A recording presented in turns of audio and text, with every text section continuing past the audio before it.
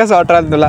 एका दीपू कालच आहे ना आता येऊ मतलब वो अलग ही लेवल का बंदा था. तर कसं पब्लिक, मी तुमचा अजय ब्लॉगर. आमच्या इकडे मोकर पाऊस झाला, गाड्या मोकर पॅक राहिल्या, निघालो पैपी दूध टाकण्यासाठी. त्याच्यानंतर आपण आलो महेश दादाकडे. महेश दादा म्हणलं गाडी तर येऊ द्या आम्हाला, पण त्याची गाडी काय चालू आहे ना. त्याच्यानंतर भेटले आपल्याला सरपंच साहेब. सरपंच साहेबला म्हणलो आपण रोडाचं काम कधी होणार, पण सरपंच साहेब ऐकायला तयार नाही. आमच्यापासून कल्टी घ्यायला पाहते. म्हणलं आता आम्ही पुढच्या वरची वोट काय तुम्हाला देणार नाही. पुढच्या निवडणूक मध्ये मलाच उभा राहावं लागणार आहे, कारण लेबरची लय हालू राहिली, मला काय दाखवा ना. त्याच्यानंतर आपले सरपंच साहेब सुद्धा येत होते पैपी. म्हणलं टेन्शन ना घेऊ, पुढच्या निवडणूक मध्ये आपणच. त्याच्यानंतर दूध टाकून आले, नंतर ही गाडी काय चालू आहे ना. त्याच्यानंतर गाडी चालू झाली, गाडीची ऍक्शन पण. त्याच्यानंतर मग निघालो आपण साईटवर कामावर पण नव्हतो, पण लेबरची काय हाल चालू आहे काय नाही तेवढं पाहायसाठी आलतो आपण. आपल्याला पुढील दिवसासाठी पोरगा नाही हार्दिक शुभेच्छा देऊ राहील म्हणे. सरपंच तूच होय, आपलं रोडाकडे जर शिक पाय. म्हणलं आता मीच आहे सरपंच. त्याच्यानंतर आपला कार्तिक भाई डायरेक्ट मनावर घेतलं, साईटर नव्हतं तरी सुद्धा. त्याच्यानंतर आपण त्याच्याकडून खर्च घेतलं, आलो होतं, पण रोडची अशा हाल पण माझे डोळे भरून आले. म्हणलं जाऊ द्या आता. त्याच्यानंतर आमची गाडी मोकर पॅक झाली, गाडीचा चिखल काढू आमची जिरली. आम्ही निघालो घरी. भेटू पुढच्या ब्लॉग मध्ये. असेच ब्लॉग बघायचे असेल तर फॉलो करून घ्या.